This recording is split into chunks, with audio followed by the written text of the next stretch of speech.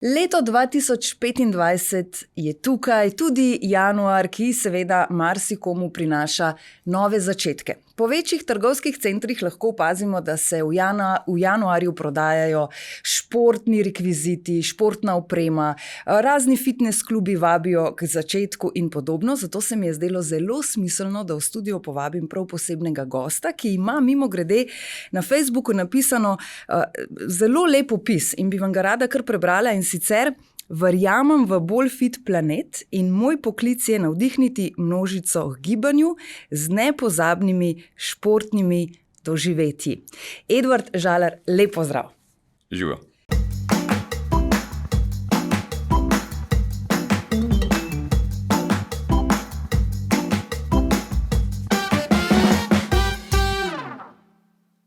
Zelo lep opis.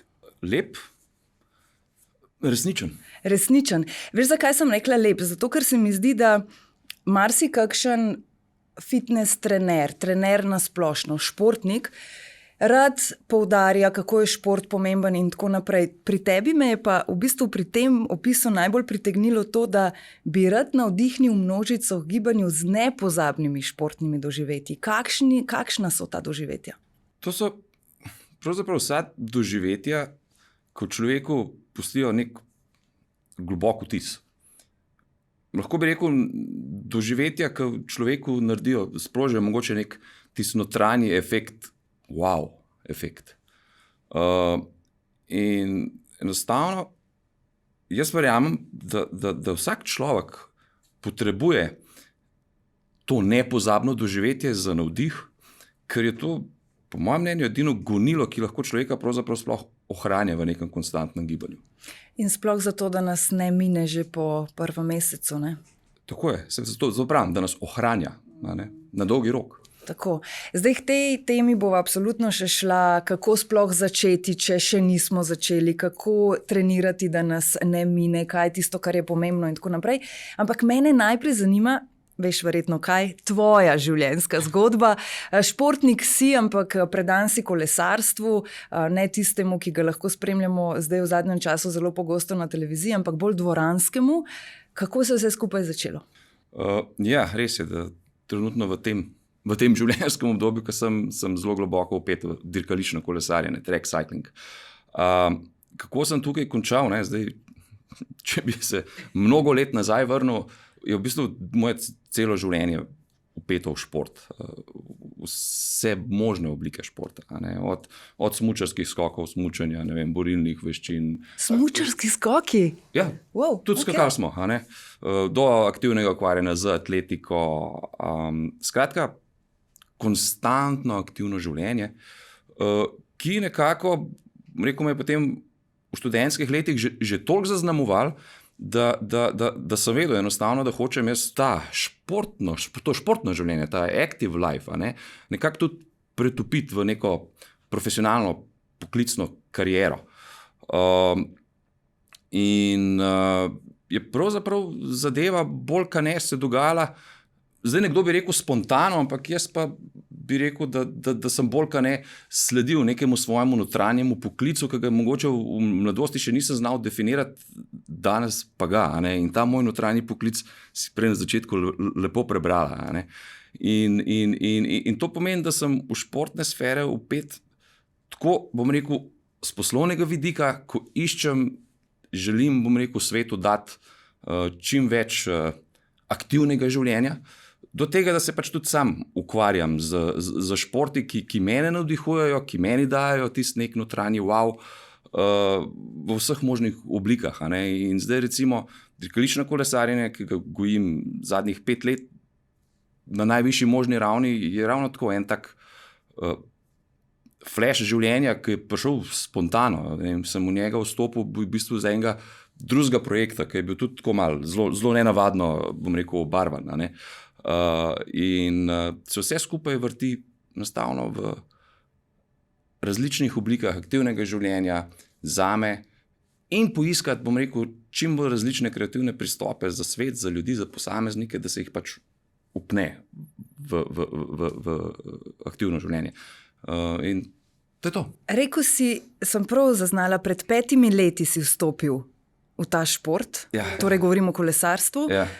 ampak rekordi so pa kar takoj padali. No, Mislim, Dosti relativno hitro, ja. hitro, glede na to, da šele 5 let. dosti hitro, ja, zato pač, ker se da. Mislim, Zakaj veš, pa ne, ja. marsikdo, ki zdaj le morda posluša ali gleda, si misli, ja, če hočem pa biti takšen in takšen prvak, če hočem postavljati rekorde, bi pa že v otroštvu mogel nekaj začeti trenirati. Pa ni čist nujno tako, a ne? Pri vsakem športu. No, zdaj, to, kar zdaj omenjaš, a ne, nekako se upenja v to neko družbeno paradigmo, da ne rečem, ne vem, dogmo, a ne, ja, zdaj pa, ko si star, si pa za odpis, a ne. Ne, to absolutno ne drži. Ti pač, če želiš dosegati vrhunske rezultate, moraš biti vrhunsko pripravljen. Zdaj vsi profesionalni športniki vejo pač, da dlje časa, ko pač trenirajo, več kakovostnih treningov, ko bojo opravili, bolje bojo pripravljeni. In zdaj, če ti bom rekel, bolj kot ne skozi celo življenje gojiš neko tako filozofijo, a ne, aktivnega, zdravega, strukturiranega, bom rekel, tudi športnega trening življenja, potem v bistvu praktično ni razlike. A ne? Ali si ti, ne vem, star 28 let, ali pa si mogoče, ne vem, star 38, 40 let. Trenirano, vrhunsko pripravljeno telo, primerno vzdrževano, nikoli ni bilo, bom rekel, odraz starosti. Ampak časa, kaj si s telesom počel v tem času. Ravno to sem hotel reči, kaj vse si počel že prej. Ja. Zdaj rekel si tudi, a ne, da strukturirani treningi in verjetno je celo tvoje življenje na nek način, ne vem, če je pravi izraz, če rečem, podrejeno športu oziroma aktivnosti, pa vendarle verjetno imaš zelo strukturirano tudi življenje nasploh, svoj čas za sebe, prehrana in tako naprej. Zdi se mi, da je pri vas, pri vrhunskih recimo športnikih in vrhunski pripravi, katero omenjaš, a ne, pa kar more biti tako zelo striktno. Ne? Pri nas, ki pa hodimo recimo migati za to, da ohranjamo gibljivost in kondicijo, pa ni nujno, da je vse tako zelo striktno. In tukaj nas včasih mečkano vse skupaj zavede. Ja, zdaj omenjaš striktno. Ne? To, bom rekel, je zelo odvisno, skozi katere oči gledamo. Da je podrejeno moje življenje vsemu temu, jaz pravim, da ne, to je moje življenje. Tako da jaz ne bi rekel, da se s ničemu primerjam.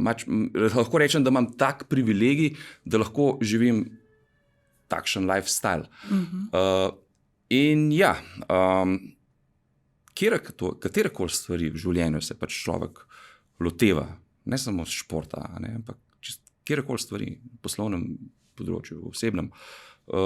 Ja, vsak seveda želi biti nekako, ne vem, uspešen, učinkovit, kar pa pomeni, ja, da je treba malo tudi možgan vklopiti, pa pogledati, kaj in kako se bo pač nekaj naredilo. In šport je ena takih stvari, kjer se zelo, bom rekel, evidentno in zelo črno na belem pokaže, kaj vnašaš v sistem, ker potem tudi na drugi strani dobiš ali kvaliteto, ali pa pač slabo stvar, ki jo vnašaš.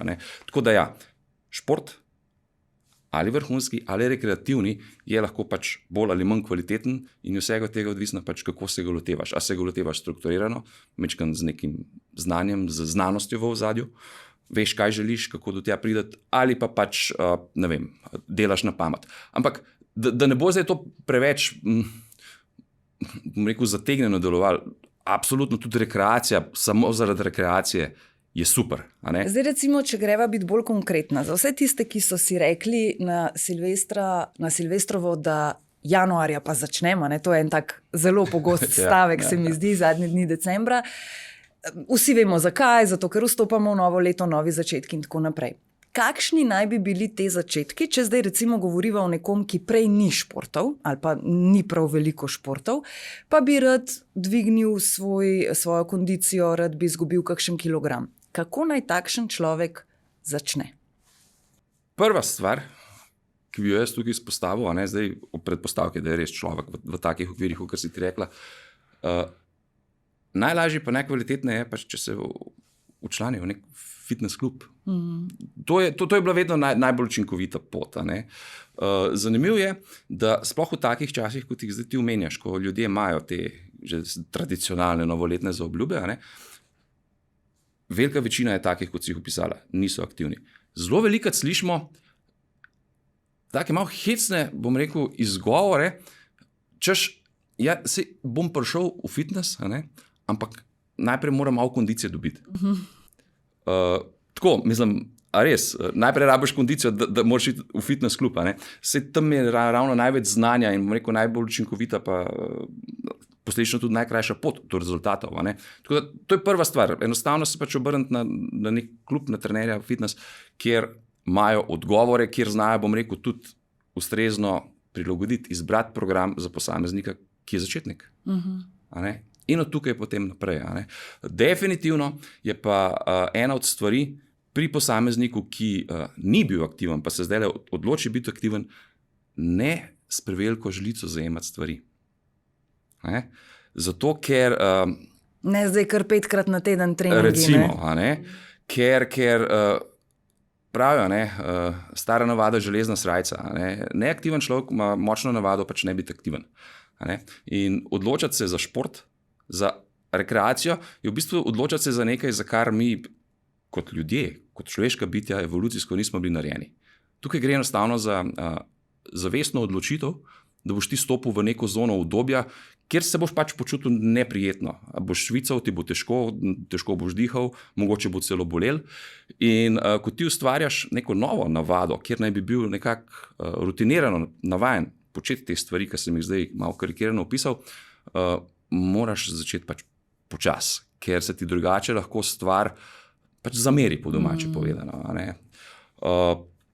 Tako da enkrat do dvakrat v prvih 2 tednih z aktivnostjo začeti, potem pa, ne vem, 3., 4. teden iti na 2-krat na teden in potem, če se uspe razviti, ne vem, neka navada, 2 do 3-krat tedensko biti malo bolj aktiven, je to kar ta pravi pristop. Kaj pa recimo tisti, ki začenjajo pa rečejo, tako kot si prej rekel, moram malo kondicije najprej nabrati, ali pa, se jaz bom raj kar doma. Bom plačal, bom kupil kaj preko spleta, pa bom doma gledal, pa bom treniral. Verjetno je lahko tudi učinkovito, ne toliko, kot če bi šel nekam na fitness, ampak verjetno je tukaj bolj tista pravilna izvedba problematična, kot pa sam trening. To je eno, je lahko zadeva malo bolj problematična, če uporabim tvojo besedo. Ampak zakaj bi jaz na splošno odsvetoval to? Sam si. Sam si. In na začetku ljudje rabimo mečkan več kot samo motivacijo, bom nekaj naredil, rabimo eno višjo zadevo, zavezo, če želiš, da nekaj lahko kvalitetno začneš spreminjati. In če ti imaš, ne vem, neko skupino ljudi, s katerimi si se odločil, da boš recimo treniral, imaš večjo verjetnost uspeha, da če bo šel s to skupino ljudi nekam na neko aktivnost, športati, v fitness, kakor pa če boš ti sam s sabo v svoji dnevni sobi.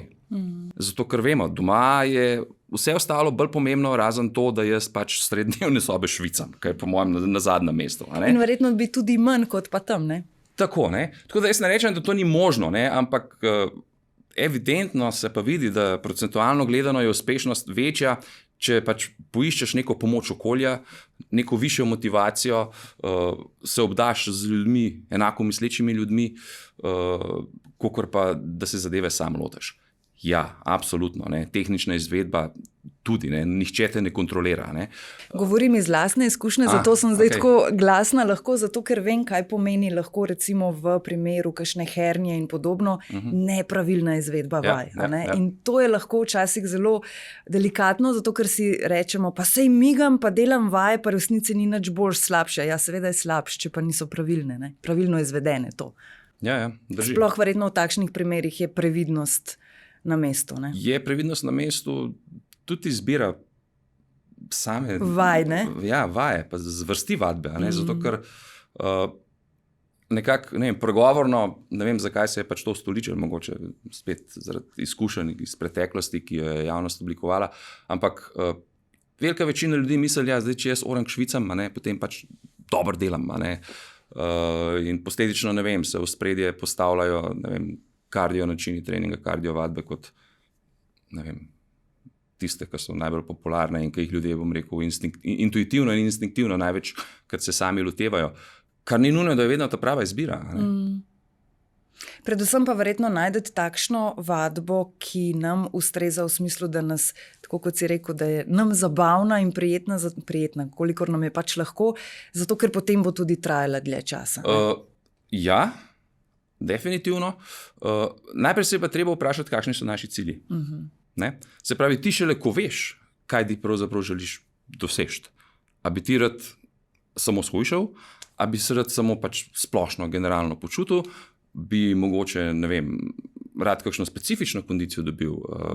Odvisno od cilja je potem izbor nabora treningov, vadb in pa potem, ko, bom rekel, si to oblikuješ, pa kot si rekla, poiskati nek način, ki te bo motiviral, nadihoval, zabaval, kar je lahko ali v obliki skupine ali pa enostavno v samem načinu treninga, ki te čudno izpopolnjuje. Ja, ker velikokrat lahko, sploh zdaj na socialnih omrežjih preberemo, koliko se mi ni dalo iti, ampak zdaj, ko sem pa trening naredila, sem pa super. Je pa dobro, In to se mi zdi, da je morda lahko takrat da je lahko to glavna motivacija, takrat, ko se nam res ne da. Ker občutek po treningu je zagotovo vedno boljši kot pred. Ja, tukaj nas telo kar lepo nagrajuje z občutki.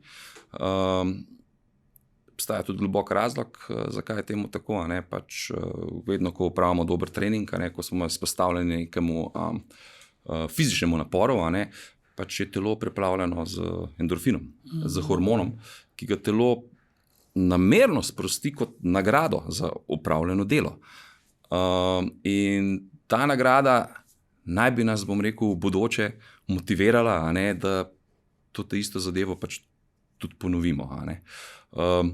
To zdaj sicer vejo zagrizeni, bom rekel, ortodoksni tekači, ki nekateri mogoče celo malo pretiravajo, pa postanejo celo zasvojeni s tem endorfinom, se ga po domač povedano zadevajo z kilometri in kilometri teka, ampak pri nekemu rekreativcu je pa to počutje, bom rekel, zdrava nagrada občutka endorfina in to počutje se bo vrnilo, če bo vaja ponovil.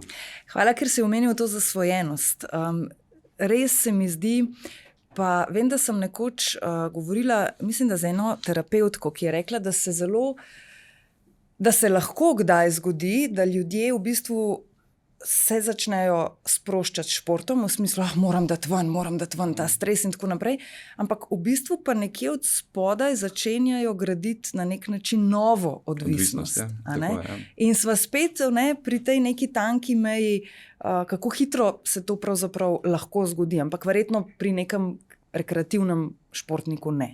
Ja, ni tako enostavno. Ja, ne gre tako hitro vse skupaj. Ja, tako da jaz ne bi mogoče kaj preveč o tem razpravljal, da ne bo glih kontra učinka dosega, ker ljudje smo svetovni prvaki v iskanju izgovorov, zakaj se ne premikati. Da ne bo zdaj kdo rekel, Edvard je rekel, da ne. Šport ni dober, ko bom zasvojen z njim. To gre res za velike ekstreme.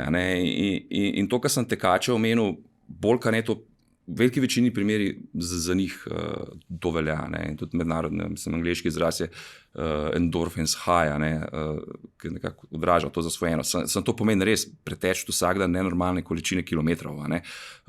Potem posameznik se lahko kdaj iz nekega razloga, potem ne vem, mu tisti dan ne rata odteči, se bo ponoči zbudil, pa ne bo mogel spati in bo mogel iti to narediti.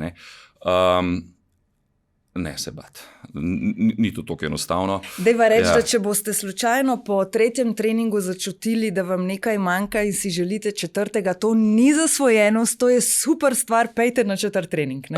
Ja, zdaj imeti eno zdravo količino treninga na tedenski ravni, dolgoročno gledano se vrti tam nekje med 2 do 3 krat, če se pač ne pogovarjamo zdaj v nekih konkretnejših športnih ciljih, ampak res v rekreativnih.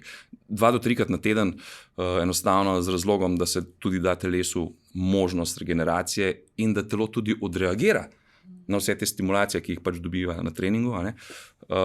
Ob enem takemu obsegu mislim, nimamo kaj sploh razmišljati o tem, o čem govoriva o zasvojenosti. Kaj pa zdaj s to prehrano? Recimo, januarja začnem, zdaj imam trenerja, pa tudi če ga nimam, upisala sem se na fitness, zdaj bom začela, prehrana pa ostane enaka. Nekako velja pregovor, da fit telo v bistvu ni narejeno v samem fitnessu, ampak nekako v kuhinji, kar nekako odraža pomembnost prehrane.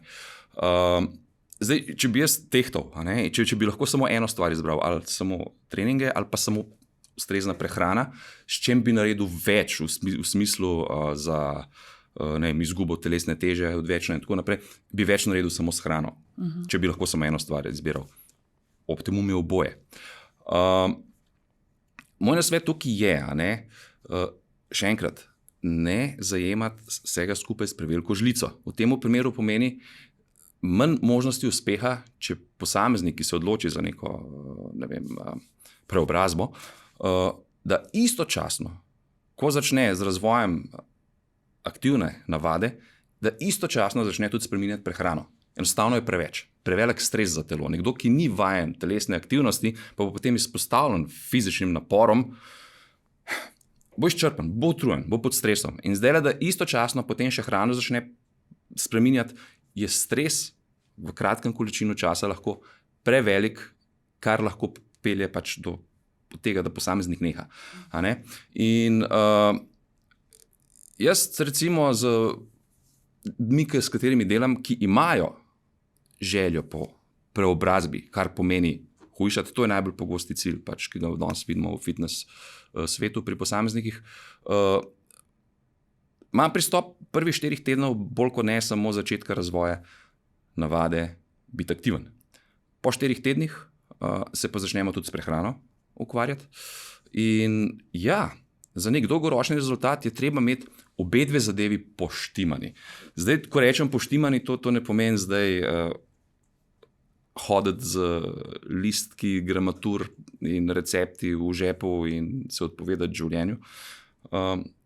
Urejena prehrana enostavno pomeni strateški način prehranjevanja. Vedeti, v kakšnem trenutku pač telo kaj potrebuje in mu v tistem trenutku to dati. In to pod črto enostavno pomeni samo razumeti, kako medsebojno razmerje makrohranil, beljakovine, maščobe, ogljikovih hidratov, kako jih uravnavati. Kdaj je več hidratov, kdaj je manj hidratov. Vedeti, da beljakovine morajo biti, da jih je treba zagotoviti neko minimalno količino za vsako telo, odvisno pač, s čim se pač posameznik ukvarja. In potem urejati ta razmerja teh makrohranil. In samo prehranjevanje kot tako poseb, imeti ga urejenega, poštimanega, ni to komplicirano, kot bi si to posameznik mislil. In če zna to trener lepo pokazati, razložiti, se stvar dolgoročno prime, ker ne gre v bistvu za nobeno odpovedovanje tukaj. Gre samo za omejitev vnosa kalorij, količine kalorij in pa, kot sem rekel, imeti primerno urejena medsebojna razmerja makrohranil. Ne bom govoril, da procesirana hrana, da je slaba, pa ne vem, torte v enormnih količinah, da ne. Jaz sem pa kaj pa lahko. Je pa tako, ko sem prej primerjal učinek prehrane pa treninga, tam nekje kar 75% celotnega rezultata kvalitetnega hujšanja, preobrazbe telesa nosi prehrana. 25 trening. Tako da ga v bistvu ni ga takega treninga, ni ga tako sofisticiranega, koncepta vadbe, ki bi odtehtal neustrezno prehrano. Slabo prehrano s treningom samo, ne? Zdaj beljakovine, proteini in podobno, se mi zdi, da je še kar nekaj let nazaj se bolj omenjalo v fitness krogih, sploh pri vas, moški populaciji, se je o tem veliko govorilo, pili ste že ne vem koliko let nazaj razne proteinske šejke in tako naprej. Danes pa se mi zdi, da tudi ljudje, ki niso redno v fitnessih, da gre vedno bolj ta zavest o pomembnosti beljakovin navzgor. Vedno bolj se tudi ne preveč športni ljudje zavedajo, da te beljakovine niso tako zelo brezvezne oziroma da se jih ne za brezveze poudarja. Imam prav ali je to samo tako nek tak moj občutek? Imaš prav in imaš pravi občutek. Aha, ja. Ja, res je, a ne, da je, ne vem, niti ni treba iti toliko daleč nazaj. Če rečem 15 let nazaj, a ne, je takrat še vedno bila percepcija beljakovin, posledično proteinskih napitkov, beljakovinskih napitkov, oziroma vnosa samih beljakovin, je bila drugačna, kot je danes. A ne? Kaj se je pa zgodilo pravzaprav v zadnjih 15-20 letih? Ja, pred 20 leti nazaj smo, kar se tiče nekih smernic zdravega načina življenja, bolj kot ne v veliki večini, 50 let še nazaj, 60, dobivali strani medicine, zdravstva. Kaj pa vemo, da ima pač korenine nekako v slabo zatečenem stanju telesa in potem išče načine, kako odpravljati, oziroma niti ne išče načine, kako odpravljati težave telesa, ampak kako jih, bom rekel, ozdraviti z pač, ne vem, zdravili, recimo. Medtem ko se pa v zadnjih 20 letih pa čisto spontano, tekom narave, pač ta fitness industrija, svet aktivnega življenja, enostavno to razvil in razmahnil, da je začel kazati pozitivne učinke na telo, ki jih mogoče prej medicina niti ni mogla spoznati, ker je drugače delovala. Je bilo že kar precej znanja, bom rekel, ki pa ni bil dostopen javnosti, zato ker je bil, bom rekel, to znanje o pomembnosti beljakovin bolj kot ne zapakiran v svetu profesionalnega športa, športnikov, ki spet po tendenci niti niso imeli interesa, ne vem, kaj se ukvarjati s tem, da bo to javnost pač zvedla. In enostavno pač, ja, je fitness industrija toliko se razvila, razmahnila in posledično uspela, bom rekel, razširiti neke informacije v javnost, da je tudi javnost začela, bom rekel, dojemati to pomembnost vseh makrohranil in seveda tudi beljakovin, ker v končni fazi mišična masa, tisto najbolj kvalitetno, najbolj pomembno tkivo človeškega telesa, ja pač gradnik mišične mase, mišice so pač beljakovine. In če mi nimamo vnosa beljakovin, potem se ne moremo kvalitetno regenerirati. In je tukaj bolj kot ne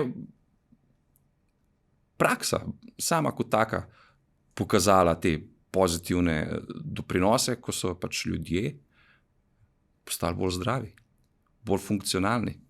Začeli so živeti kvalitetne dlje, samo na račun tega, da so razvili gram mišične mase več. In morda ravno zaradi tega tudi ta nepomembnost treninga z utežmi, ki ga vse prevečkrat še vedno kdo obravnava kot ne, pa bom pa tako hodil po svetu. Ne gre se za to, da moramo vsi, ki bi delali z utežmi, telovadili, trenirali, delali samo na mišični masi, tisti res veliki, ampak gre bolj tudi za to, da dobra, bom rekla, vadba z utežmi je na dolgi rok, če lahko rečeva na stara leta, en dober uvod. Se pravi, da potem lažje grejo morda starostniki brez bolečin in tako naprej. Tako je. To, kar zdaj omenjaš, v bistvu omenjaš, zdaj zadnja leta je popularno govoriti o dolgoživosti, longevity. Dolgoživost ni v bistvu, kaj je dolgoživost? Dolgoživost označuje neko višjo kvaliteto življenja v daljši življenjski dobi, kot je pričakovana življenjska doba. Se pravi, če bom jaz kvalitetno živel dlje, kot bi statistično moral, bo moja dolgoživost dobra. In mišična masa, ni brez razloga, da bi za mišico, da bi se tudi reklo organ dolgoživosti. Enostavno, mišica je tista, ki zagotavlja to dolgoživost. Ena izmed pomembnejših faktorjev je mišična masa, če ne kar celo najpomembnejša. Zaradi tega, ker imeti mišico, imeti več mišic kot manj, pomeni kvalitetnejši metabolizem, pomeni kvalitetnejšo urejeno hormonalno razmerje, pomeni kvalitetnejšo funkcionalnost, skratka pomeni več mitohondrijev v mišicah, ki delujejo pomlajevalno. Cel kup enih stvari, ki jo pač mišica kot taka doprinese. In ko si ravno starostnika omenjala, ne, ja, če imaš mišico, na starejša leta si pač bolj funkcionalen, si bolj ukreten, si bolj varen. Zanimiv podatek, recimo, ne, ki je tudi zastrašujoč, ne. Veliko starostnikov, ne, se po nesreči, ko padejo. Ne, padejo in si zlomijo kolk. Polovica od teh jih umre. Polovico. Ja, jih umre, a ne. Zdaj bi človek rekel, kako, pa se je koliko zlomil, se to ni smrtna napaka, ne? Oziroma poškodba, ki je usodna. Ne? Ampak ja, starostnik, ki takšno poškodbo utrpi, velika večina pač potem, da regenerirajo to poškodbo, ne? Ko se koliko zlomi, da se to regenerira, to so meseci in meseci potrebni in takrat so pač ljudje nepokretni in staro, utrujeno telo v teh mesecih zelo opeša na področju imunskega sistema. In največkrat nastopi takrat potem kakšna pljučnica, ki je potem ta vzrok. Usodna lahko, ne? Tako, ne? In tukaj je ta procent izredno visok. Ne? In potem se človek vpraša, kako bi to lahko preprečili. Je malo več mišic.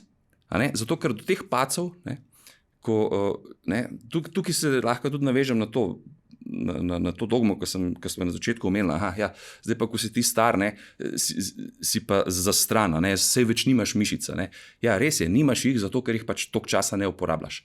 In če nimaš mišic, najhitreje, recimo, ko mišična masa začne izginjati v kasnejšem obdobju življenja, se najhitreje izgubljajo hitre mišične vlakna. Mišica je iz počasnih mišičnih vlaken in iz ta hitrih. In ta hitra mišična vlakna so tista, ko, ne vem, moraš kaj odreagirati. Ti malo spodrsne, pa se moraš prijeti, recimo. Kakšen let in podobno, ne? Zdaj. Recimo, in logično, starostnik, ki je utrpel tako imenovano sarkopenijo, ki je izgubil precej mišične mase, nima refleksov, ne more stopati, se ne more obrniti. In to ponavadi, če se malo, bom rekel, kruto izrazim, oni dobesedno telebnejo, kahlot. In še da potem, ko pade, mogoče malo kaj trzne, ko je že prepozen. In se ne more ujeti, ne more odreagirati samo na račun tega, ker je pač manj mišične mase. Kdo bi si mislil, da je lahko to v kako ozadju? Je to v bistvu, dejansko vse povezano. In zdaj, če imamo na eni strani starostnike, pa grem na drugo stran k mladini.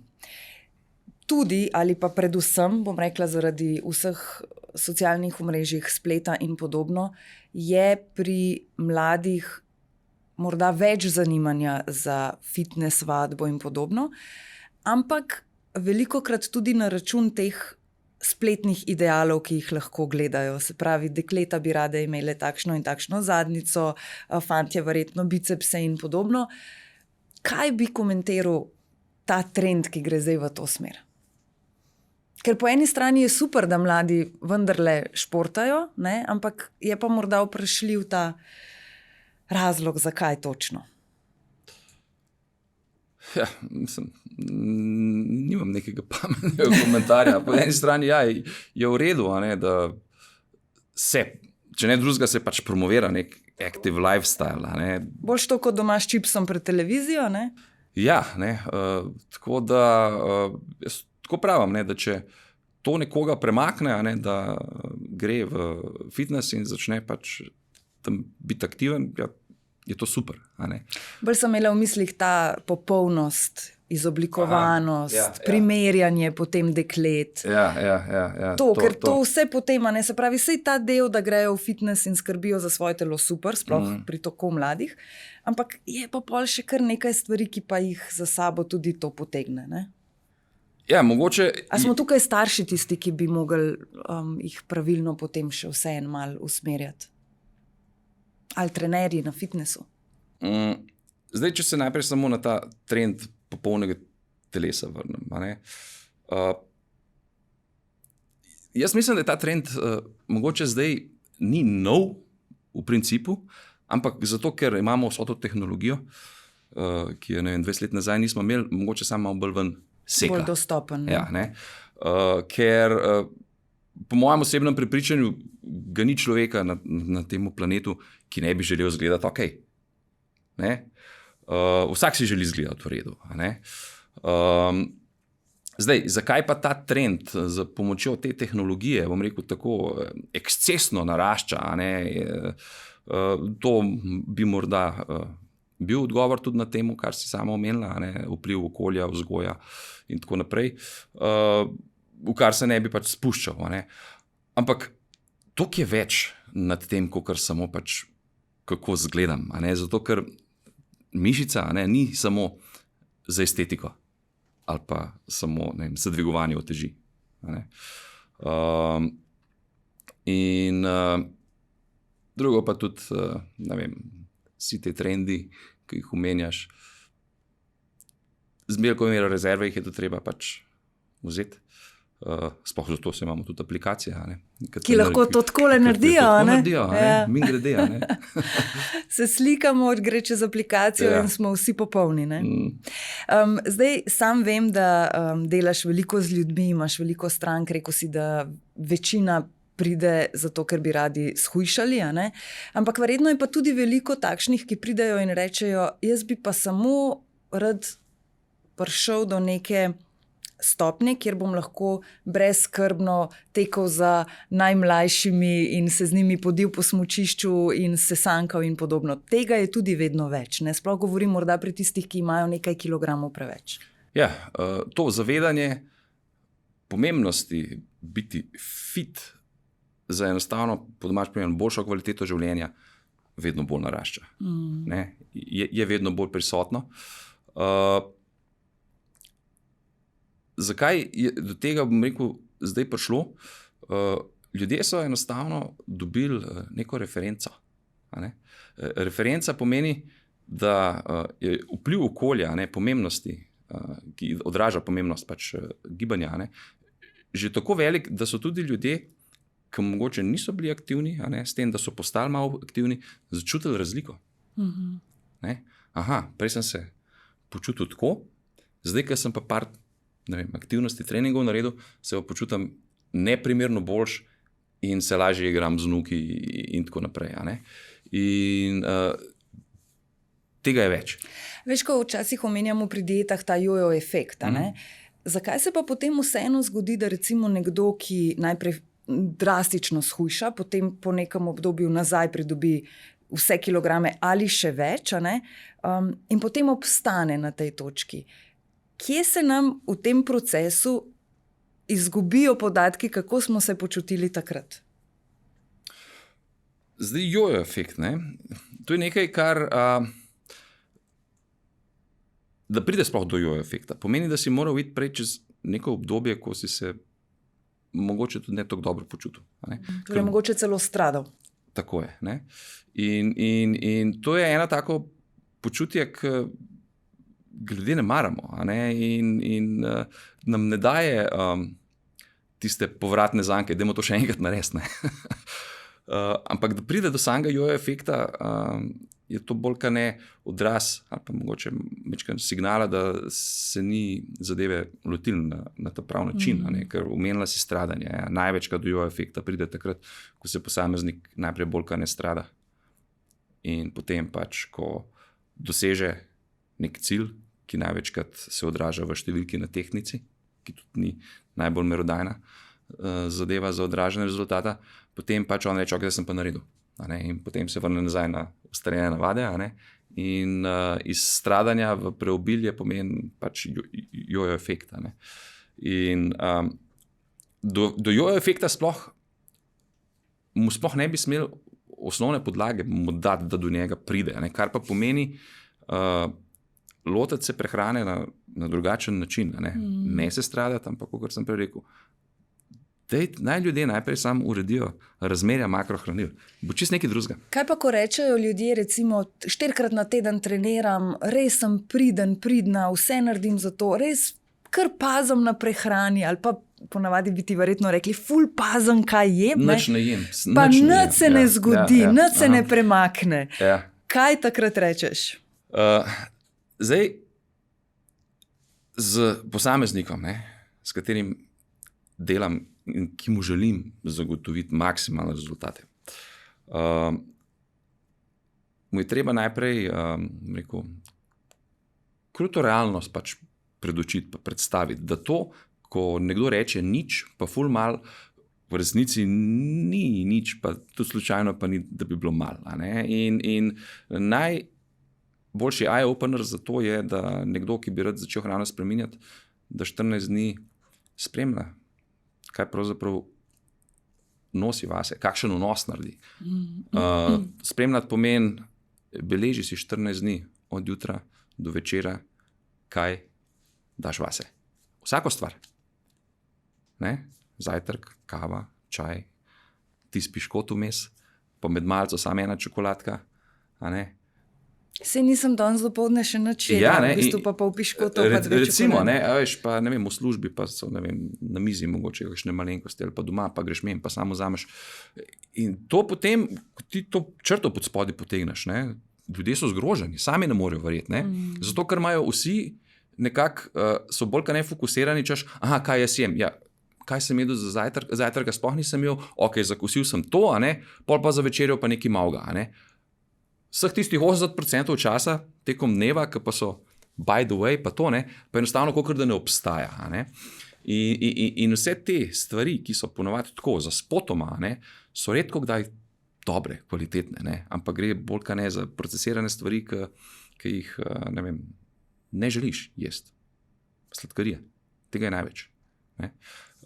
In ja, list, 14 dni, vsako stvar piš. A tudi en piš, vse, tudi če je pol piškota. Ampak napiši ga, ne pomeni pa to, da ga ne smeš pojesti. Sploh takrat, ko pač pišeš, ga moraš pojesti, drugače ga ne boš, ti ga ni treba gor napisati. Ne, ampak nasplošno mislim, v smislu, to ne pomeni zdaj, ker še vedno je pri veliki večini tako, to, kar sva že čisto na začetku v bistvu omenjala, s preveliko žlico se lotiti. In potem rečejo, nič belega ne bom jedel, nobenih sladkarij, zdaj bom pa samo še, solate in meso bom jedel in bom zmagal, ampak to ni življenje. No, ravno to, kakšno pa potem, to so res hude omejitve, potem tudi za življenje, kam iti, kaj sploh jesti in tako naprej. Ja. Zdaj, sladica, torta, piškot, to ne bo kar zginilo. In jaz ne želim, da bi človek sploh uskušnjavo prišel, to bi ali ne, dej. Najlepše je to, da ti enkrat, ko prehrano urediš, in ko si aktiven, ko tudi se spet na to mišično maso vrnil, tudi ko kakšen gram mišice več dobiš, se ti stvari metabolno in hormonalno, stabilizirajo tudi do te mere, da ta potreba, ker največkrat nas potreba po sladkem je neka vrsta zasvojenost, zgine. Ta potreba zgine, ko imaš ti urejeno gibanje, ko imaš urejeno zdravo, strukturo telesa in ko imaš urejeno razmerje makrohranila. Enostavno ni teh padcev v krvnem sladkorju. Komaj čakam, da pridem do tja. Ja, in je potem na koncu bolj to, da če priložnost nanese, da človek vzame, ne pa zato, ker bi on čutil, da to mora. In je to tako, vse skupaj ena taka vezana trgovina, ki se začne z gibanjem, z ureditvijo prehrane in potem končni rezultat, da ni več teh cravingov in tako naprej. Plus, če pa kdaj vseeno do tega pride, iz ne vem kakšnega razloga, je pa zanimivo potem naslednji dan zjutraj, ko se človek zbudi in se počuti kot po največjem, kot da bi imel najhujšega mačka. Ne boš verjela, koliko pričevanj z tega področja imam, ko ljudje pravijo, pa se zjutraj zbudim, pa razmišljam, sem jaz včeraj žural ali ne vem kaj, pa sej nisem, zakaj se pa tako počutim? Pa se pa spomnim, eno škatlo piškotov sem pojedel. In potem bum, dobiš referenco in novo razsvetljenje. Shit, a tako name deluje slaba prehrana. A zato se jaz toliko časa ali pa že toliko let tako počutim, pa sem mislil, da sem skozi zmatran, skozi utrujen, pa v bistvu je bila samo hrana tista. Ampak ima človek referenco in mu to da spet neko dodatno motivacijo za naprej. A bi rekel, da je šport finančno dosegljiv vsem? Šport? Rekreacija. Veš, ker se mi zdi, ne, da morda pa je nekdo, ki posluša in reče, ja se jaz bi, ampak enostavno finančno pa ne zmorem zdaj obiskovati fitness, imeti trenerja. Ker dobro, se mi zdi, da vseeno se je to tudi cenovno približalo, ne? Niso to imeti osebnega trenerja več take številke, kot so bile nekoč, ampak še vseeno verjetno za koga preveč. Jaz ne bom rekel, da je absolutno vsem pač dostopana, ne, sej vemo, ne, da če je revščina, mislim, človek, ki je na robu preživetja, vprašanje, če je članarina v fitness centru prva na prioriteti pri njemu. A ne. Po drugi strani pa razmišljam, a ne, veliko je skupin ljudi, to bom zdaj malo za filozofero, ne, ampak zato sem ti postavila to vprašanje. Veliko je skupin ljudi, a ne, ki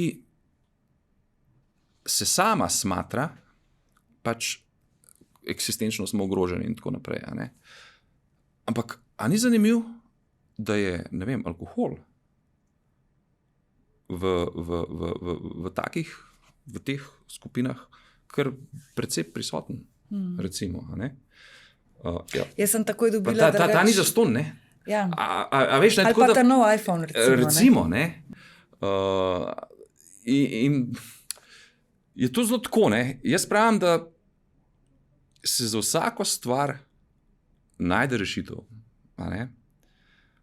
Šport je lahko ekstremno drag. Ni pa nujno. In zato, ker recimo je tek, ne? Veliko ljudi teče in veliko ljudi omenja tek kot izbiro ravno zaradi tega, ker je cenovno dokaj dostopen. Ne? Rabiš pač neke solidne superge, športne copate in v osnovi je to. A ne? In tudi s tem lahko naredijo ogromno. Seveda, ne? Normalno, ne? Začnejo se premikati, ne? Začnejo uporabljati noge z namenom, ki nam je bil dan. Ne? Tako da, kaj pa vem, no? Mislim, ne bi rekel, dajmo reči, no, da če je interes, se vedno najde rešitev, a ne? V končni fazi, ne vem. Pa iti na en daljši sprehod v naravo, večkrat po klancu gor pa dol, da razgibamo telo. Glede na to, da smo na začetku novega leta in glede na to, da tako kot sva rekla, marsikdo razmišlja ali pa se je že vpisal in je zdaj poln elana, kako bo začel to leto, športno leto, kaj bi bil tvoj, bom rekla, nasvet ali pa kakšni nasveti bi bili tisti, ki bi zdaj le nekomu rekel, zdaj pa takole se probi držati, da uspe? Tle bi samo pač to ponovil, ne, kar sem že prej rekel, ne preveč naenkrat. Če se le da v akcijo iti s prijateljico, da sta dva, ker sta potem ona dva tista, ki boste kdaj drug drugega. Te vem, zakaj mene skozi klicarijo kakšne prijateljice, daj pejt z mano, tukaj je trik. Ja, je. Zato, ker spet ne, če dva prijatelja nekaj začneta skupaj delati, ne, potem, ko se ona dva zmenita, da boste šla na trening, je to drugače, kot pa če ti rečeš, takrat bom to naredil. Bolje slaba veš, če moraš poklicati pa reči, danes ne grem. Ne? Tako, ne. Se pravi, če se le da pač v dvoje opredeliti cilj, ne, ki se ga želi doseči, potem pa začeti najprej pač samo z tem, da se začnemo premikati. Ne. Se pravi, narediti več kot 2 treninga na teden, niti ne, in s tem začeti pač graditi neko navado. Ne. In tukaj je nekje 6 tednov, ne, se vedno pokaže, da če je posameznik 6 tednov uspešen v tem, da zdrži ta test 6 tednov, da je vsaj 2krat na teden aktiven, se mu verjetnost uspeha razvoja navade že za 50% poveča. Ne, nove navade. V 6 tednih. V 6 tednih. Tako. Ne. S tem, da če pa recimo narediš v 6 tednih v povprečju manj kot en trening na teden, ne, pa obratno smer deluje. Je pa skoraj da 100%, da boš prenehal. Ne, se pravi, da bi mogoče, ne vem, vsak drug teden enkrat naredil. Ne. Kaj pa, recimo, to sem se še spomnila, ker sem si malo pisala najbolj pogoste mite ali pa vprašanja, ki sem jih na spletu zasledila na temo rekreacije. Kar nekaj je bilo takšnih, ki so pisali, da ko sem pa začel trenirati, ne, recimo ali s trenerjem ali sam, sem pa kar skozi bil bolan. In pa sem pa nehal trenirati, ker to ni normalno. Jaz sem kar skozi bil prehlajen. Meni je imunski sistem čist padel. Kaj s tem? A je to spet pretiravanje morda, pa preveč izčrpamo telo, mu damo premalo časa za regeneracijo, kje se skriva? Ali sploh ni pogojen s tem? Ne, to je dost, lahko bi rekel, tudi logična zadeva. Ne? Primer, vrhunski športniki. Vrhunski športniki so ponavadi pred največjimi tekmovanji, recimo olimpijske igre v Parizu, ko smo imeli. Kaj je bila največja skrb vrhunskih športnikov pred olimpijskimi igrami? To, da bo zboleli. Enostavno je organizem, ko je v najvišji fazi zmogljivosti, telesne pripravljenosti, je pač takrat je imunski sistem zelo šibek, ker je telo, bom rekel, bilo toliko pod stresom in bom rekel, tretirano do te visoke zmogljivosti. Enostavno je imunski sistem pade in takrat športnik lahko hitro zboli zaradi vsega tega stresa. Ja, to seveda velja za vse. Se pravi, nekdo, ki ni bil aktiven, potem pa ostane s kavča in kar naenkrat se začne premikati, telo bo pod stresom in vedno, ko je telo pod stresom, pač imunski sistem pade. In če je imunski sistem šibek, hitro pride do tega, da smo prihlajeni in tako naprej. Tako da je to logična posledica, ki pa ni, bom rekel, nerešljiva. Se pravi, da če je možno takrat, pač, ko se gre v nekaj tazga, enostavno imeti v zavesti, lahko da, ne vem, bom imel težave z imunskim sistemom, mogoče kakšen vitamin več vzeti, pogledati, koliko treningov na teden se dela, če sta mogoče, ne vem, če so to 3 treningi, pa da so to en za drugim, ponedeljek, sreda, mogoče kakšen dan pauze vmes narediti. Tako da, se pravi, vzeti v račun, če je mogoče prišlo do pretreniranosti, kar zelo hitro lahko pride pri nekomu, ki ni bil aktiven. Tako da to ni mit. To je kar resnica, ki pa jo treba, bom rekel, na ta pravi način potem pogledati, kje je vzrok. Zdaj, ljudje so zelo velikokrat navdušeni nad tvojimi vadbami, govorim seveda o kolesarjenju, oziroma kako bi pravilno tej vadbi sploh lahko rekla, glede na to, da gre res za kar tudi posebno atmosfero. Se pravi, vse te treninge, vadbe, ki jih ponujam z ekipo ljudem, imajo to zelo močno komponento experience, doživetja. Ker pač moja filozofija je, nekdo, ki pride trenirati, mora doseči svoje rezultate na način, da pač jih bo čim lažje dosegel. Ne v smislu čim manj fizičnega napora, ampak čim boljšega doživetja teh treningov. In da se imajo čim boljše, da se jim čim bolj dogaja. Da je, bom rekel, vsak trening, ki pride, tisti wow. Da bi ga kar slikal, to dejansko tudi ljudi delajo. In to kolesarjenje, o katerem ti govoriš,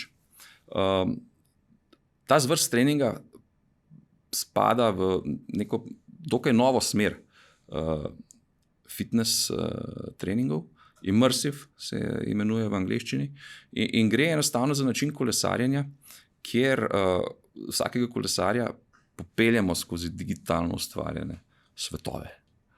Kar predstavlja, bom rekel, eno tako res nepozabno doživetje, ker kar naenkrat indoor kolesarjenje, to, ko imaš ti kolo v nekem prostoru, med 4 stenami, oživi. Ker naenkrat vse to, kar ti počneš na kolesu, dobi vizualni smisel. Ti vidiš cesto pred sabo, ti vidiš nek domišljijski svet, skozi katerega kolesariš. In to na način, da ne vem, občutiš hitrost, da imaš občutek, da se vse skupaj premika. In to pač omogočamo z uporabo te sodobne tehnologije. V našem kolesarskem studiu je 30 kvadratnih metrov ogromen LED zaslon, se pravi, da ko si ti s kolesom pred tem skrinom, imaš dejansko občutek, da si nekje v nekem drugem svetu. In res se mi zdi, da tudi zaradi tega res odklopiš, za tisto, koliko časa traja vadba? Vadba 45 minut? Ja, tukaj se recimo to kaže, ta immersive efekt. Immersive pomeni zliti se z nečim. Trening sam traja slabih 45 minut. Percepcija 28 minut. Se pravi, ti toliko noter padaš, po domač povedano, da imaš občutek, da trening niti pol ure ne traja. Traja več kot 40 minut. To bom povedala, ko bom preizkusila, če je res tako. Ljudje, niso vsi ljudje fani kolesarjenja. Veliko pač jih ljudi najprej to vrsten trening zavrne, češ ne, kolo ni zame. Ne vem, če je sploh bil kdo, ki je potem po ne vem kakšnih okoliščinah se vseeno udeležil tega treninga, The Trip, se imenuje ta trening, da ne bi po treningu rekel, hej, to pa bi jaz lahko. Ker enostavno je to drugače. A pa se na takšnem treningu, glede na to, da pač gre za kolo, naredi dovolj za celo telo?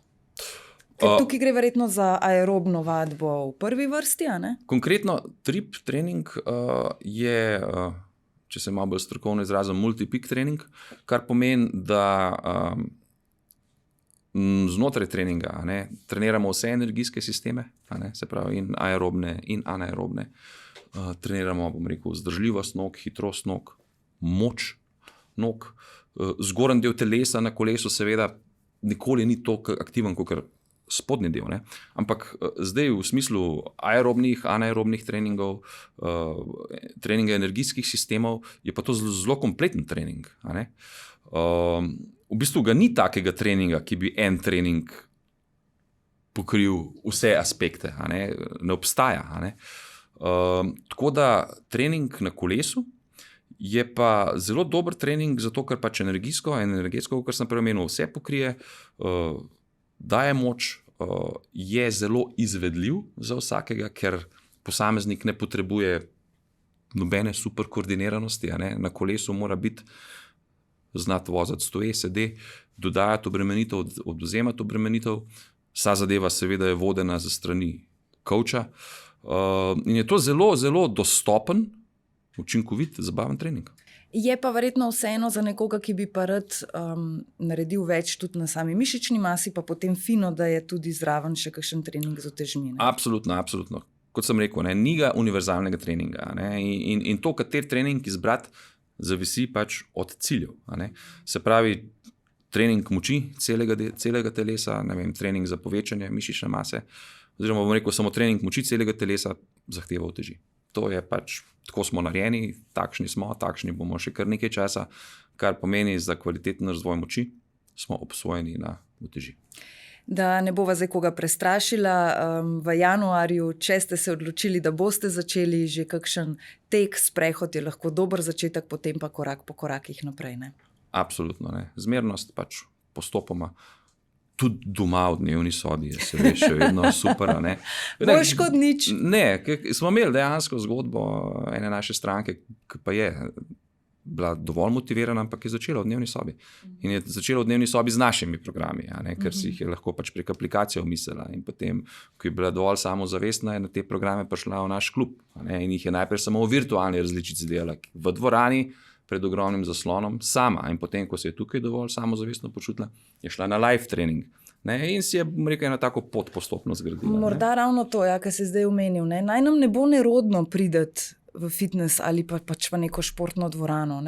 Zdaj si ravno njo omenil dovolj samozavestna, da je prišla na to, pa potem še na to. Sej, konec koncev smo tam vsi z istim namenom. Z istim namenom in mi zaradi tega namena obstajamo. In je to v bistvu najboljši kraj, kjer lahko pač človek začne, če hoče. Pa spoznate lahko nove ljudi, nove prijatelje, s katerimi se potem po treningih lahko tudi podružite. Družba je pa, biti obdan z enako mislečimi ljudmi, je pa tako en močan magnet, skupnost, v katero potem v bistvu začneš zahajati bolj, ne zato, ker se rad družiš s temi ljudmi, pa še zraven treniraš. Stvar se s časoma obrne. Najprej hodiš tja trenirati, potem se hodiš pa tja družiti, pa še treniraš.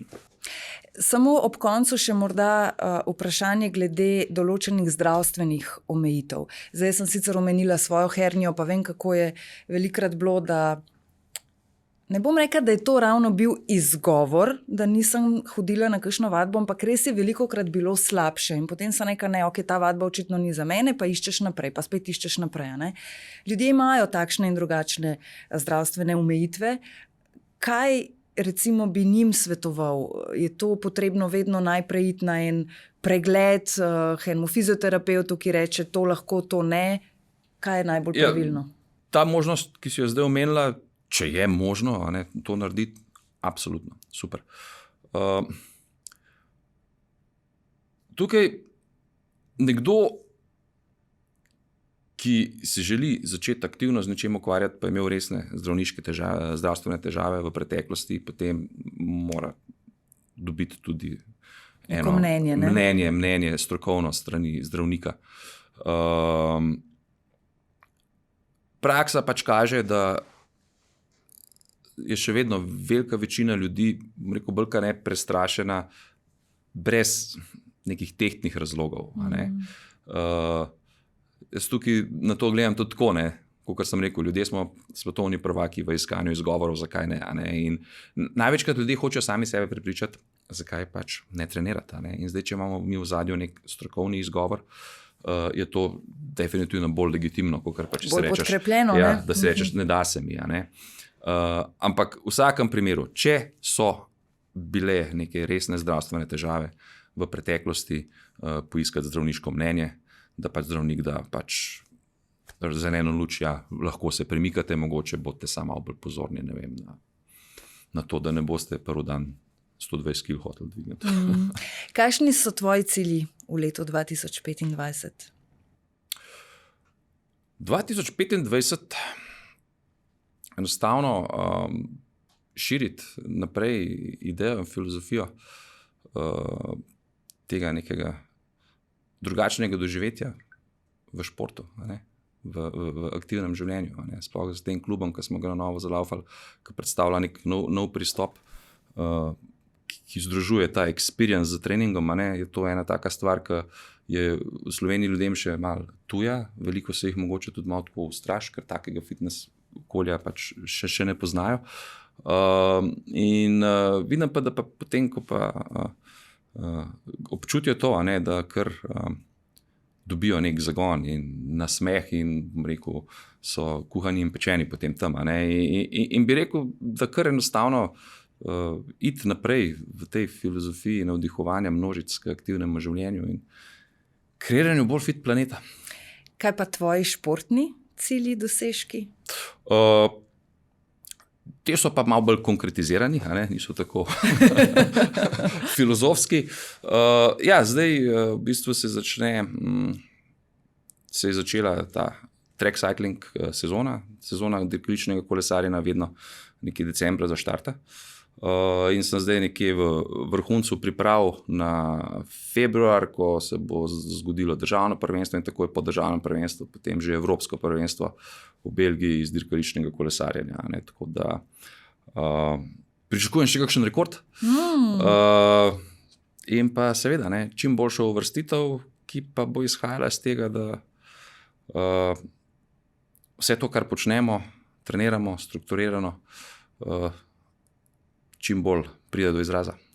Potem pa držimo pesti, da bomo lahko v februarju in v marcu imeli kakšne lepe naslove in članek pod tem naslovom o tvojem uspehu. Se bo maksimalno potrudil, tako da hvala. Hvala za obisk v studiu. Hvala za vabilo.